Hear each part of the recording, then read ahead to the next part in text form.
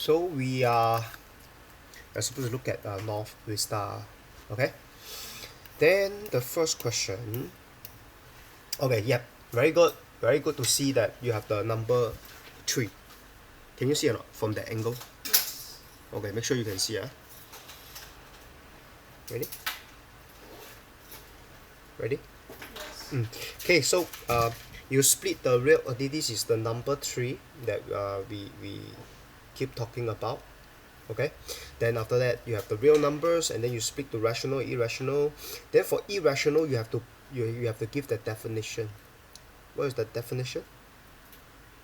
Numbers with the decimal that Mm. does not have a pattern. No pattern, and then Infinite. yeah, so non-stop, huh? Okay, I want like just the keywords. Okay. Okay, look at the screen first. Actually, later on you go and mark. Okay, you don't have to mark now. So then you have the rational, and then yep, fractions first, then decimals, and then integer in between. And hopefully you can remember this number 3 by heart, not that by reference to something I did in your notes. reference. Yeah, very good. So if you can remember it by heart, that's what is needed, and that's what is expected from you. And then for this one, I think you don't have to do it this way. You just have to positive in, and then negative in, and then just write the 0. Don't write English. We are talking about mathematics. Don't write English. Just symbols. Use symbols. Okay? Short keywords. Okay?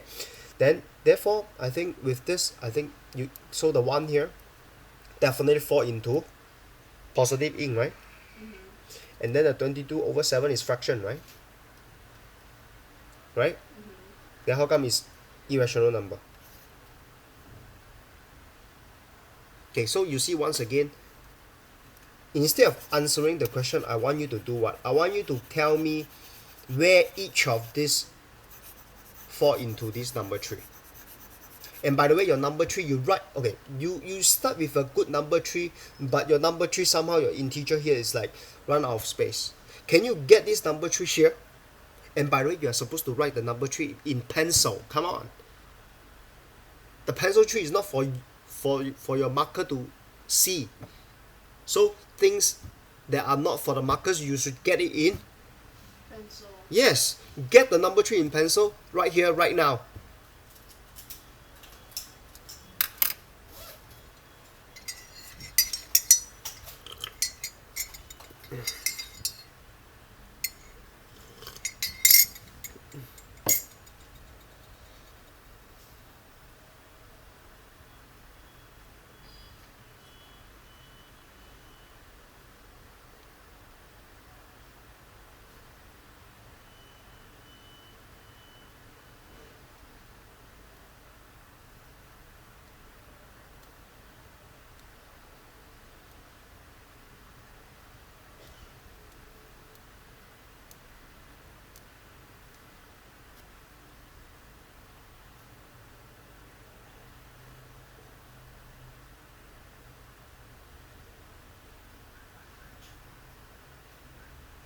Done. And then instead of answering the question straight away, tell me where, write the 1 into the number 3. Where the 1, okay, just tell me where the 1 belongs to. Positive integer. Write it below positive integer. No, use pencil. Use pencil from now onwards. Done. 22/7 can be Fractions. can be irrational, because can be irrational because it's what? No pattern and non-stop, right? But can it be fraction? Yes. Okay, so you have to write it down. Okay, so between fraction and irrational, what do you think? Fraction. Then you should get rid of the 22/7 under irrational. So 22/7 should belong to Decimal. decimal. Fraction. Okay, good. Cube root -27.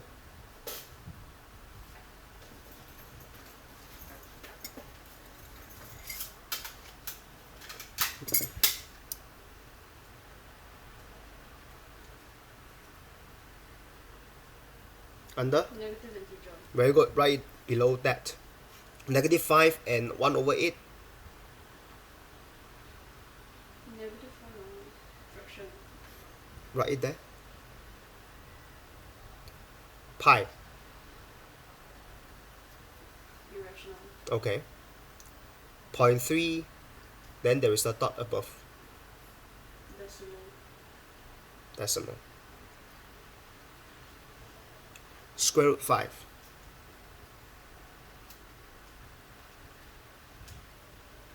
Irrational. Okay. 5. Wait. Positive integer. Okay, good. So they want what? They want integers, right? Look at the branch of integer. That means whether it's negative in or 0 or in, just get those numbers into the answer.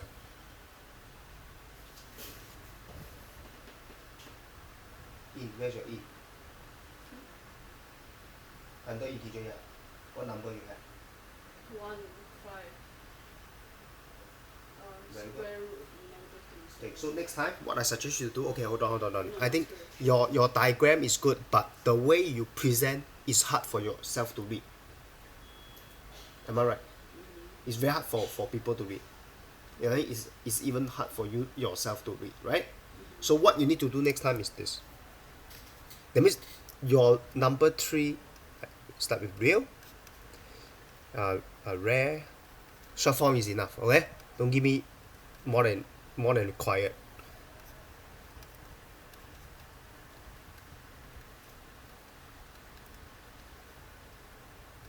Okay, short form is enough.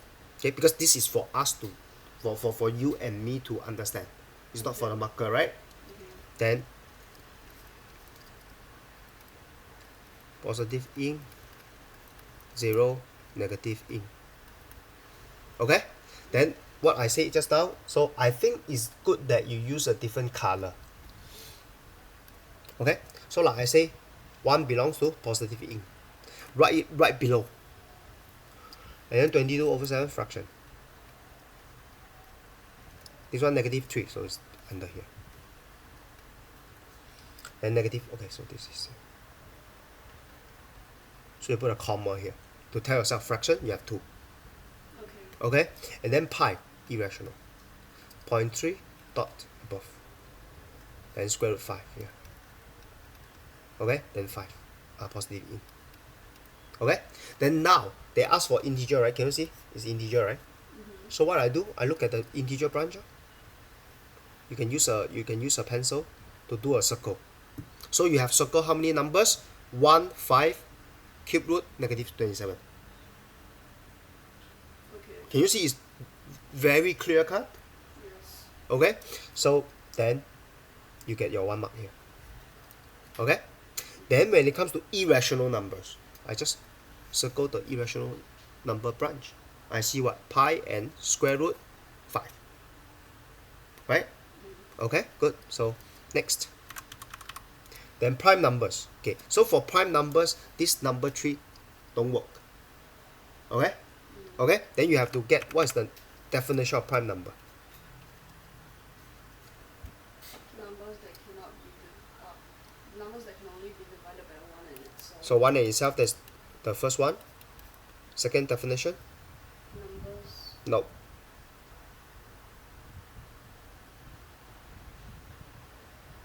Okay, you see? I have been testing you this definition of prime number. 2 factors.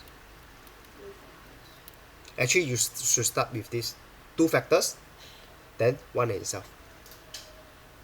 Understand? Yes. So you should start with 2 factors, 1 in itself. Okay, so these are the 2 points for the definition of prime number. So if you look at it, is 1 prime number? No, because I need 2 factors. Right? So this is a fraction? No. This is a negative number? No. Negative? No. Pi? No. No. No. So 5. You get the 1 mark. So what I'm trying to say is, not only I want you to score, I also want you to know how to score. Understand? For me, scoring depends on the process. If your process is correct, your result will come. I don't look at the result first. I look at the process first. Okay, so that's the reason why for my students, I don't ask them to do this question just, oh, look, integer, look at this. I don't ask my student to do that way or this way. I ask my student to start with what first if you get this kind of question. Start with the number 3. Okay? Then after that, get this all the numbers into the number 3. Then only you start to answer the question. Are you clear? Yes. Okay. While other students that maybe they don't have tuition or they do it on their own, they straight away just do it like you. Then you tend to get mistakes. Okay? Okay. That's the difference. Okay? Next. So I always notice that you forget the 2 factors for the definition of prime numbers. Why the this point 2 factors is important? Because it only has one in itself. As I said, as Because- factors. because if you say 1 and itself, right, this is 1 and itself, right, then if you just have this 1 and itself, right, then 1 is a prime number, right? But if your definition of prime number include 2 factors, do you have 2 factors here? No. You only have 1, right? 1 only, right? So therefore the 1 cannot be considered as prime numbers. That's the reason why you need to memorize these 2 for definitions of prime number. 2 factors, 1 and itself. Okay. Understand? Because I realize you keep forgetting this part, the 2 factors. Even though you get this right, no. For me, it's not about whether the answer is right or wrong. It's about how you get the answer. If you don't know the 2 factors, if you forget the 2 factors, to me next time you will get it wrong somehow. This time you get it right, lucky. Okay? Just like this question. I want you to write the number 3 first, then put all the numbers into the number 3, then just give the answers accordingly. You have to follow this approach. Okay? Okay? And it shouldn't take you a lot of time to come up with this number 3. Very simple. Okay? Next. So write down the first 6 digits or so. So basically you just key this into your calculator. So you just get the first 6 digits. Okay? What's the number behind this?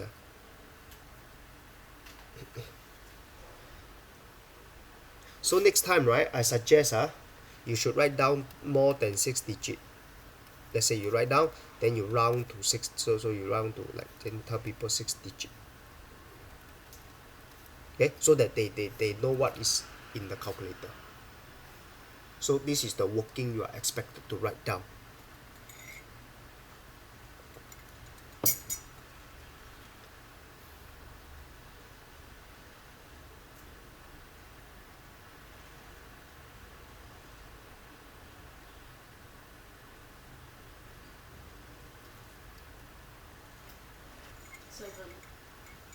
So 30, okay, can you take a look? So what you are supposed to do, you are supposed to write down all. So you are supposed to write down, so the first step is always write down what is on the display first.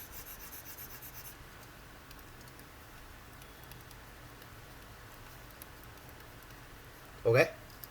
Then, because they want the first 6 digits, right? Then it's, so, okay? This is expected from you. Understand or not? So I don't care whether your answer is correct or not. Okay? I care about the approach. The approach is you should write down everything from the calculator first. Then in this case, right, they want you to write down the first 6 digits, right? So basically you don't round up or down, because they just want the first 6 digits. Okay. Clear? No round up or round down. Don't confuse with the estimation method. Okay? Okay, good. Next. Then for this is 4 significant. This is about round up or round down. Okay? 4 significant. What is so special about significant figure? What's the first? It is the first number that is not 0.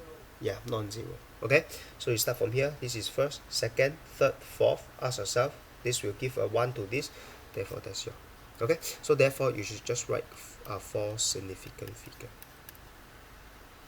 Okay, look, this is expected. After this, you tell people 4 significant figure. Huh? Okay, then over here, tell people 6 digit or first 6 digit. Okay, so I'm trying to be very strict. Okay, next. Okay, this one, calculate the volume of the prism. Okay, so I think we have not talked about the concept of prism, but actually this is a good time to talk about. So this is something new. So let me just launch a PowerPoint. Yeah, so soon you will learn about prism because you are already learning the figure, right? Okay, so first thing first, so this is a what's the name for this figure? Cube. This is a cuboid. Then this is a cube. What's the difference between these two? One looks like a cube, one the other is a cube. So what is considered a cuboid then? How do I differentiate? If I'm new to this, how do I differentiate? Cube, all sides are the same Mm-hmm. length, but cuboid, Mm-hmm. maybe one or two sides are like a little bit longer than the other. Mm-hmm. Mm-hmm. Okay, good. Okay, good. So I think you have no problem finding the volume of this. So what's the volume of for the cuboid formula? Cuboid. Yeah. Yeah. Length times height times base. Okay, actually it's length times breadth times height. There's no base. There is no base. There's no base. Okay. Then what about cube? Cube. Volume. Length times length. Oh, by the way, they are called side. Huh? Side times side times side. Okay, good. Okay. Then what about the surface area?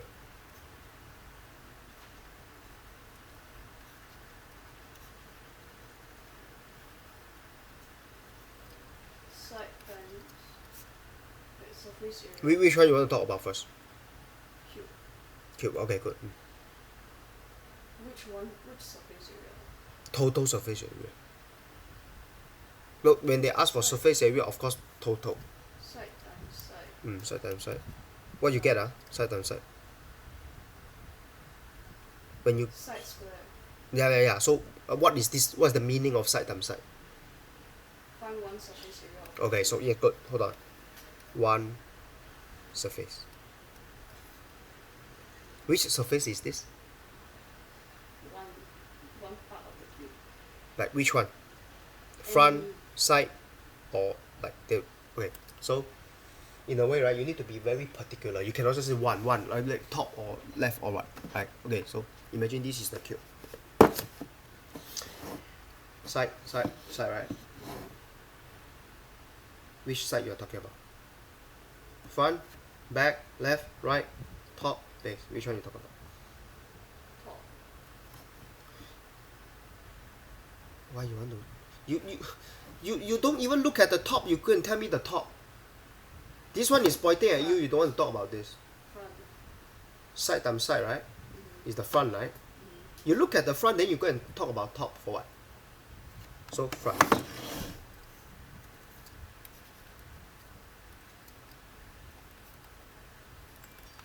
Okay, front. Okay, and once you find out one, right? How many? Times 6. Very good.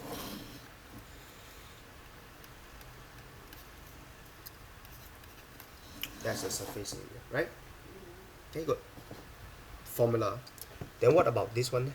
Cuboid. Imagine this is a cuboid. Yeah. How? Length times height. Hold on. What's your strategy? You look at this. Length, breadth, height. What's your strategy? First find the front and the back. Very good. Hold on. Just write down front and back. So how do you find front and back? Okay, let's Length find the times front height. first. Length, times height. Okay, good. Hold on. Times 2. Length times height times 2. Very good. Next. So this one done. Front and back done. Then which one you want to do now? Then find the left and right Okay, side. left and right. Okay, left and right. Okay. Then you write down left and right. Height times breadth. Hold on. Yes, hold on. So for this one is Height times breadth. height times height. Okay, hold on. Okay, then now definitely is the Length base. times breadth. So this is the length times breadth. Okay, good. Times 2. Because it's including the height. Then at the times top. 2. So this is the top and the bottom. Then after that, add up. Right? Make sense? This is the formula. And by the way, there is no formula because this is, you just have to find the front and the back, the top and the bottom, and then of course the left and right. Okay, so for the surface area for both cuboid and cube, right, there is no specific formula. You just have to follow, you just need to find all surfaces and add them up. Okay. But for this, I think you can see there is a, is there a top surface? In this case, no, No. because it's open. I mean, there is no lid. So if there is no lid, in this situation, you don't consider the top. So therefore, your top over here you don't times 2. You understand? So it really depends whether they have the top or not. You understand me? What if they ask us to calculate the whole entire thing, like plus the inside? You mean inside also? Yeah, like. Yeah, the mean you are surface trying to area say, inside. okay, there is no top, right? Mm-hmm. Then you still want to consider the inside, like this surface and that surface and this surface and this surface, right? Then it really depends on whether your this cuboid there is any thickness. You understand me or not? If there is a thickness, then you have to consider. But generally, they say surface means this is the surface lah. Okay. Inside one is not the surface lah. Okay. Okay? Generally, okay? Can? Okay. Okay. So now we are going to talk about prism.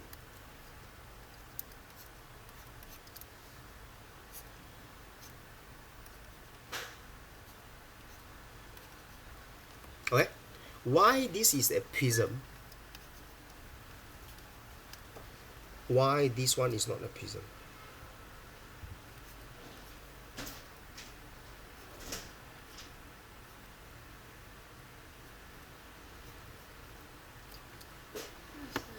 Like a pyramid. A pyramid. Pyramid. Oh, You know what's a pyramid? yeah. A triangular 3D shape. Okay? Maybe I can do it better.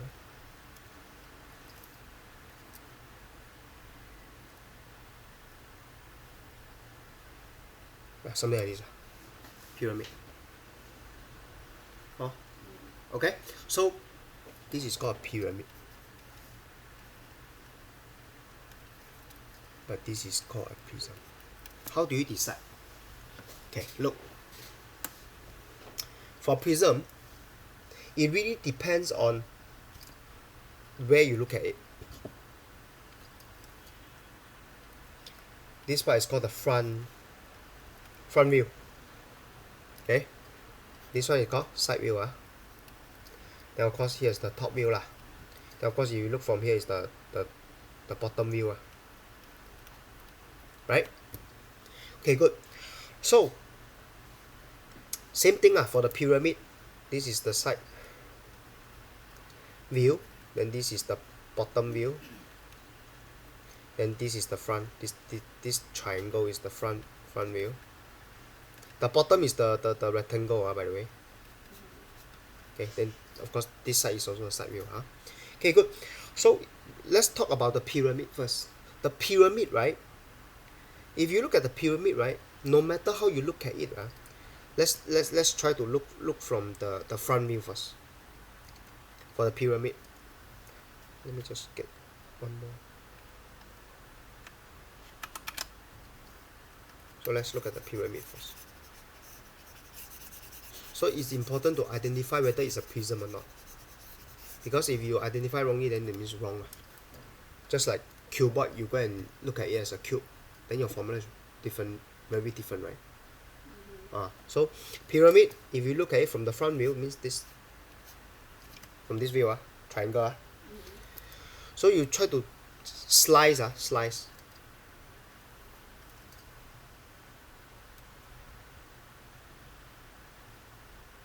So what you end up with? You end up with this, and this, this,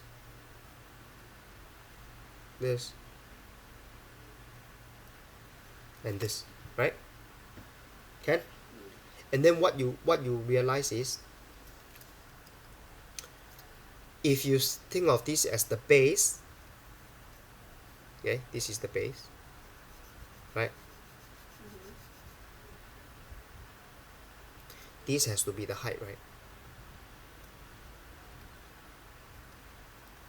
Right? This is the height of the triangle. This is also the height of the pyramid. Okay? Right? But what you see is, if you think of this is the base, right? Can you see that your this layer, I call this the first layer. Of course, I call this the second layer. And the third, the fourth, and the final one, right? Can you see that each layer, because you cut it this way, each layer they are different. Can you see each layer they are different? It's getting smaller and smaller. Can you see or not? Can you see? Okay? Then compare to the prism.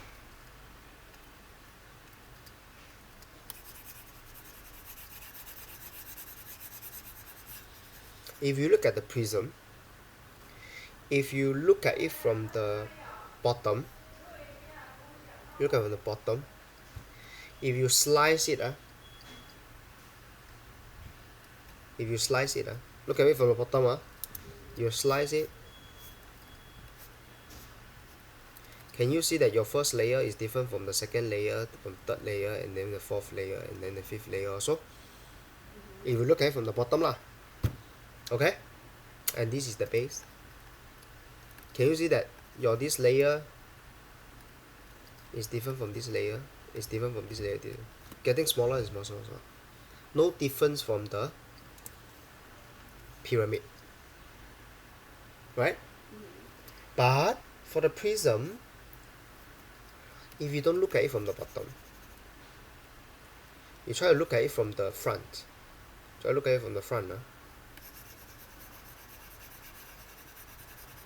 And you try to cut it this way.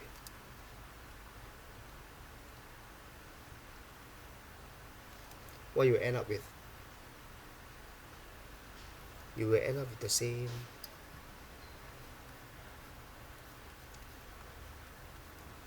triangle throughout.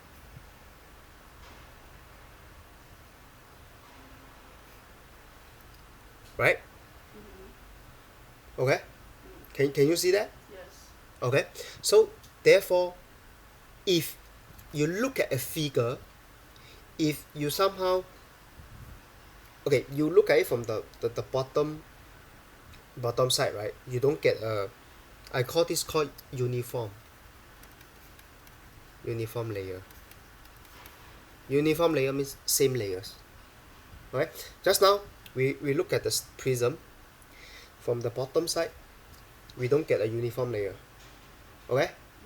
But we look at it from this front side, we try to cut, we start to have a uniform layer. Then that means, as long as you can get uniform layers from one of the view, that's called prism. Okay? But for this pyramid, right, no matter which side you look at, you cannot get a uniform one. Why? This one is a triangle, right? From the side view, you go and cut, you end up with this. Are they uniform? No. Getting smaller and smaller, right? You look at from this side, it's also a triangle. No. Right? You look from the bottom. No. You cut, also cannot be uniform. So this is not a prism. Okay?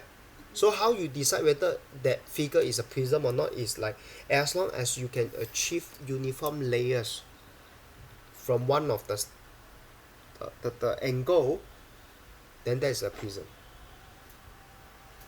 Okay? Okay. If you have a prism, how do you find the volume of a prism? Very simple. So the way to cut, the way to get uniform layer is this way. You cut it this way. So if you cut it this way, right? Okay, that means you cut it this way. So you will end up with this.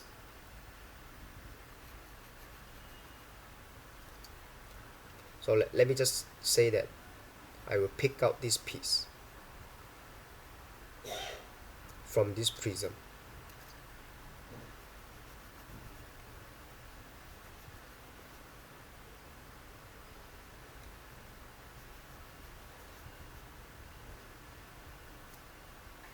Okay, so if I take out this piece, what you have? Can you see that you have this triangular? You have a triangular figure. Mm-hmm. So this triangle is your base area. And then times the height will be the volume. Okay. So if this is the base area, right? Which one is the height? This one? Because you go this way, right? Mm-hmm. Okay? So the base area is the area of the triangle, right? Times the height. Then this one is the height. So let's say this length is 10 cm. I will need the top.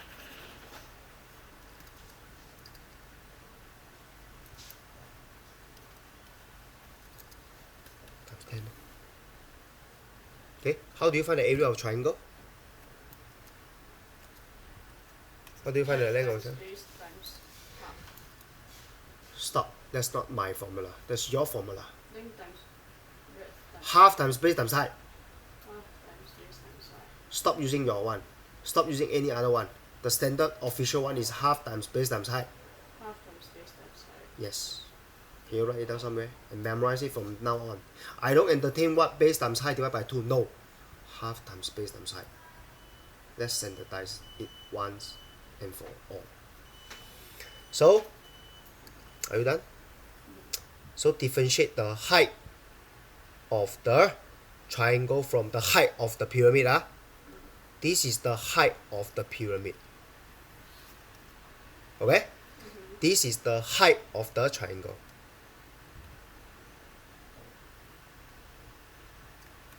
Clear or not? What is the height of the triangle for? What is this height of the triangle for? Let's say this is 2 cm. What's the height of this triangle for?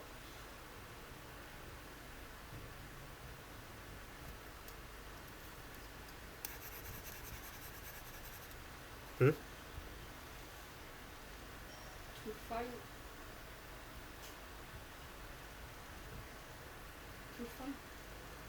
I'll give you the height of the triangle. mm-hmm. So what is it for?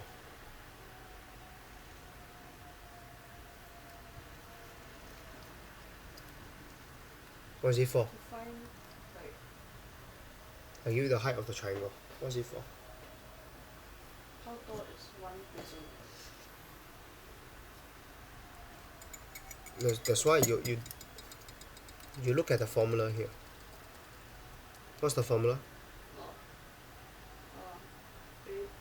Base area times height. Okay, next. What's the base area? What's the base? 10 cm. What's the base?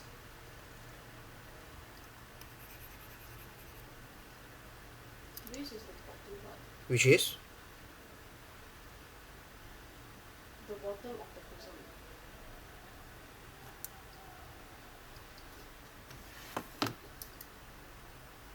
Which one is the bottom? The one facing the table. Which one is the bottom? Look here, look here. Which one is the bottom? The one facing the table. Which one is the bottom? The one facing the table. Which one is the bottom? The one facing the table. Are all these the same? No. Then which one you're talking about? The one So facing that's why here, which one is the bottom? No, you don't look there. You look here. Everything is here. Which one is the bottom? Which shape is the bottom? Just tell me. rectangle.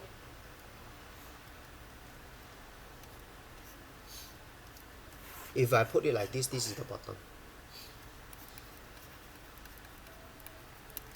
Then what if I don't put it like this? I put it like this. Which one is the bottom? The triangle.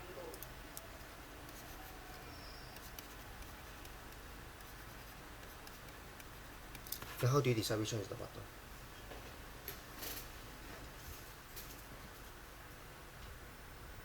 The part of the prism that is facing down. That's so silly. That's so arbitrary. This is the bottom, right? This is also the bottom, right? This is also the bottom, right?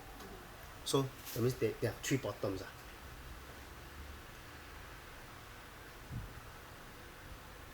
So are you telling me there are three bottoms?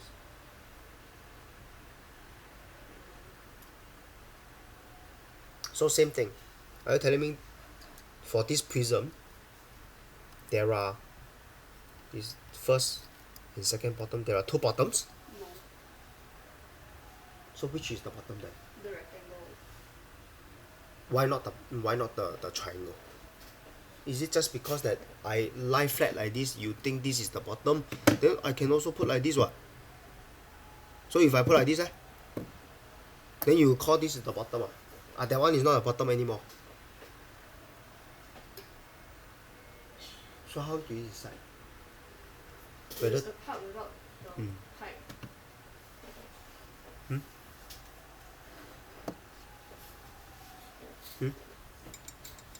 okay, if you look, if you think that this is the bottom, if you think that this is the bottom, right? If you think that this rectangle is the bottom, right?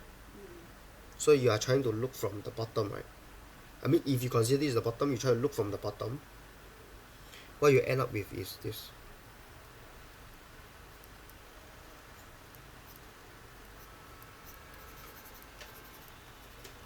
Right?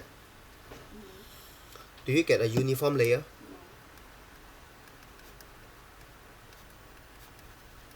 The key idea is uniform layer. Do you get uniform layer? No. So you don't get uniform layer. This is not the bottom. That means this is not the way you should look at this figure. From the triangle. Now you look at from the triangle. Do you get a uniform layer? You get a uniform layer, right?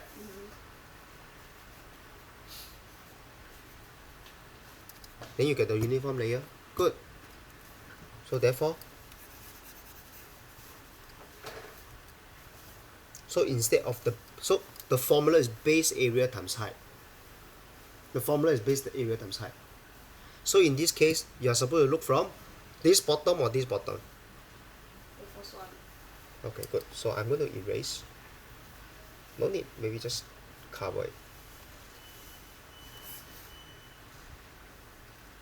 Okay? So I cover it. So I'm supposed to look at this. So what I'm trying to say is, you're supposed to get the base area times height. So what is the base? The triangle. Okay, good. So therefore, you should find out the triangle area. Then times the height. So how do you find the triangle area? Half Okay. times base times height. Half times base. Base of what? This base is what base? You are finding the triangle area, right? So this base refer to the base of the. Base of the triangle. Okay, good. Base of the triangle. Then the height is height of the Triangle. as well, times the height. This height is height of the what? Prism. Very good. So now, what's the base of the triangle? Let's say 3 cm. So you sub in 3. What's the height of the triangle in this case? 2 cm. Yes. So that's the reason why. What the 2 cm for? Okay? Okay. Then what's the height of the prism in this case? 10 cm. Very good. So after that, just punch your calculator. No need. Just 30. Volume, cm cube. Easy or not? Easy or not? So hopefully today you know how to find the volume of a prism already. It really depends on which bottom you're looking at. There are many bottoms, I agree with you. Right? Which bottom you should look at? Is where the bottom that will give you, what's the keyword? Uniform groups. Uniform layers. Yes. That means if you look at something,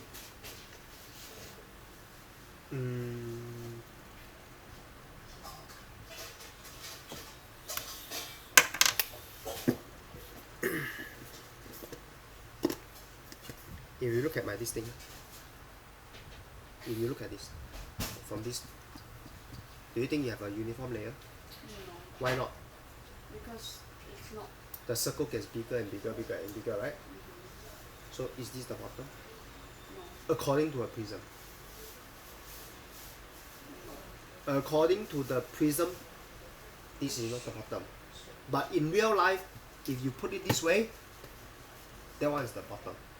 Right? Now, if you put it this way, in real life, that is the bottom, right? But according to prism, you look from here. Do you get a uniform layer? No. It gets smaller and smaller and smaller, right? Okay, good. This one cannot. Now, last one already. In real life, if I put it like this is the bottom, right? Then you try to look from this way. Do you get a uniform layer? Yes. What do you mean by yes? You cut, Yes, uniform layer. you cut, you cut, you cut. They are uniform, right? Right? Uniform or not? No. Because in the middle it will be just one straight line. Hold on, you look from this area. Tell me you cut like this, You cut. Do you get uniform or not? I think so, because everything is this shape.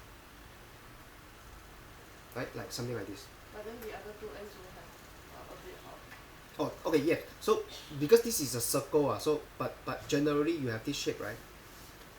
They are not uniform. I agree with you. They are not like 100% uniform, but better than this one, right?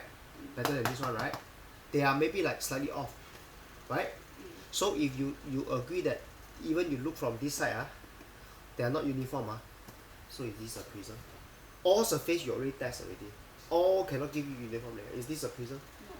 This is not a prism. So can you use the prism formula? No. You cannot. That's how you decide. Okay? So this is the formula you need to memorize. Okay, where's my pen? Oh, this one. Okay? So therefore, this question, very simple. Can you figure it out now?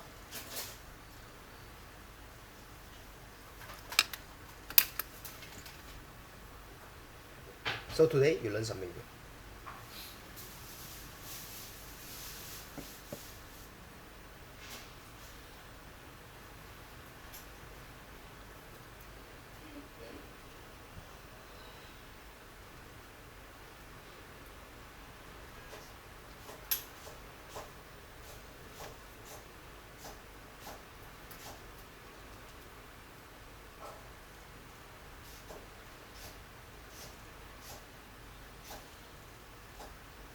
You need to write down the formula first before you sub in the value. Do you write down the formula first before you sub in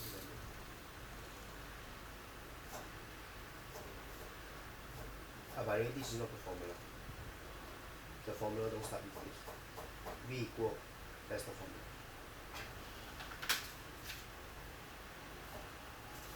No.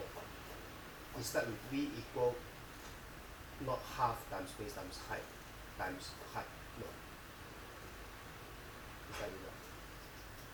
V equal right here. The formula only has 3 terms. V equal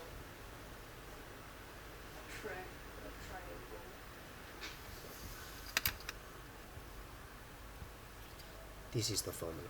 Base area times height. The rest is because that this question, I can give you any other prism, and it will not be half times base times height already. So what's the formula for volume of prism? Base area times height. Yes, and this base area happen to be triangle area. Okay. Okay. Okay.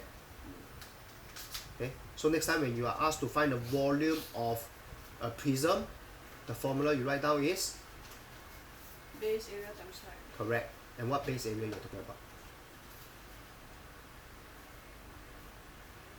Why choose The part where you can see that it can be cut into uniform layers? Yeah, good. Yes. Okay. So in this case, it happened to be a triangle. So therefore, your base area is triangle area. Okay.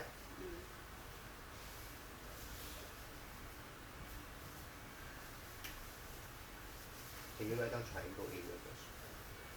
No, base area equal to triangle area.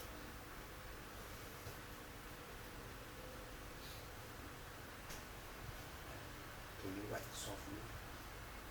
Then it's easier for me to erase also. Okay, then for triangle area, what's the formula? Without referring.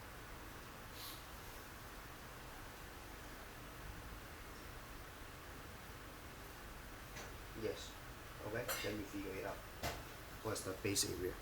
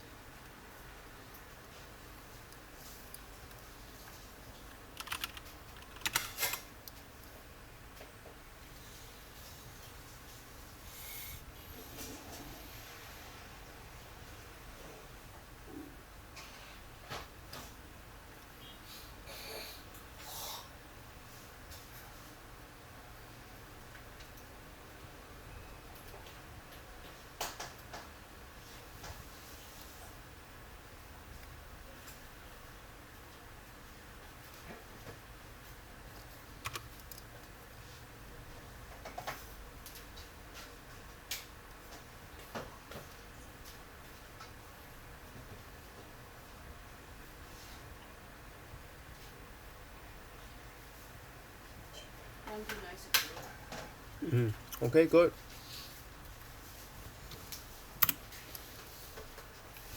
Okay, so what if I give you this?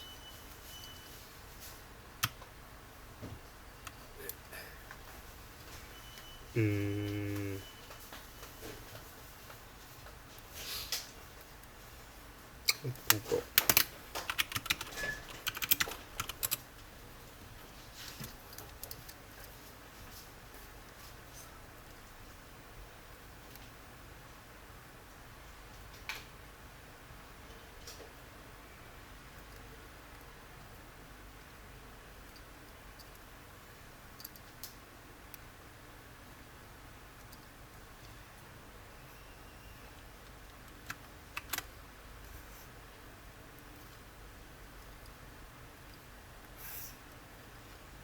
What about if I give you this? Which one is the bottom? The shape. This is 1, 2, 3, 4, 5. So it's 5 sides, so it's called pentagon. Pentagon. Why not the rectangle? Because you cannot cut uniform layer. Correct. So if you cannot cut it, you cannot consider this is the bottom. So if you consider this is the bottom, right? Okay? I mean the pentagon as the bottom, right? So how you're supposed to look at this thing is this.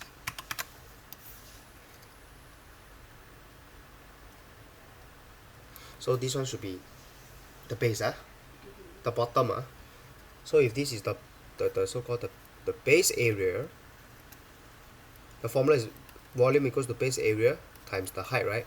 So if this is the base, which one is the height? Here. Which one is the height? If this is considered bottom. So you just look at this. Height Now, is the rectangle. Here, right? Yeah. So it's the height, right? Okay. So therefore, your this base area is what? What area? Pentagon area, right? Times the height of the prism, right? So of course, how to find the pentagon area? Then that is another topic already. Okay. So how do you find the area of a pentagon? So pentagon, you can see. Okay. By the way, you only know how to find the area of triangle, area of rectangle, area of square. Can you see these as 5 triangles. triangle, and then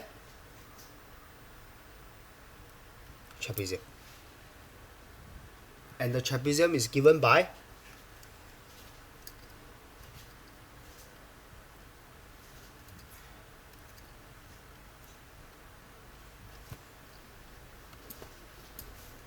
figure 1 triangle, figure 2 triangle, figure 3 is a Rectangle. rectangle. So you just need to find all of these, then you add them up, then you get the area of pentagon. Okay. Can we just split the pentagon into 5 triangles? Also can. It really depends how you split. But I'm just giving you a perspective. How do you find area of any figure? Okay. It really depends how you break it down or break it up. Okay? So we talk about how to find the area of a trapezium, right? It really depends how you cut. You can cut like this. You can also cut more. Okay? But what I'm trying to tell you is, if you keep saying you have not learned how to find the area of trapezium, no, you have learned already. How do you find the area of trapezium? Triangle plus rectangle. No. Okay, it really depends how you cut. It can be triangle plus Square. square, or it can be triangle plus triangle. Am I right?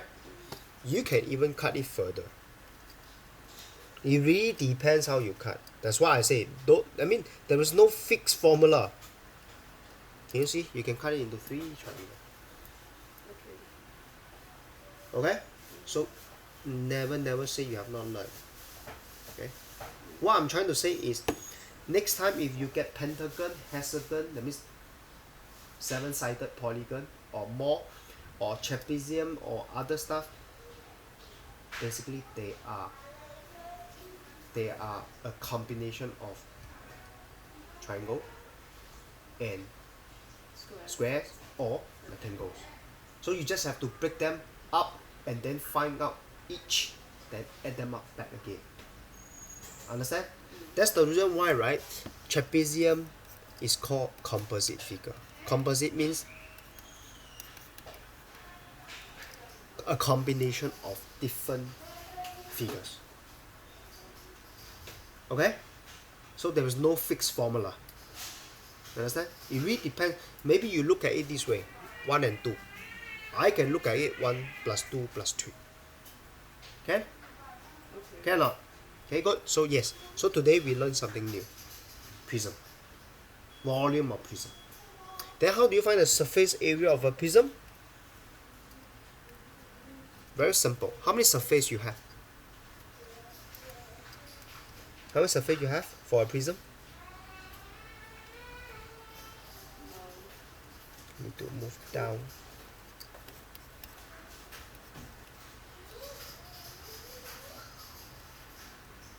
So how many surface you have?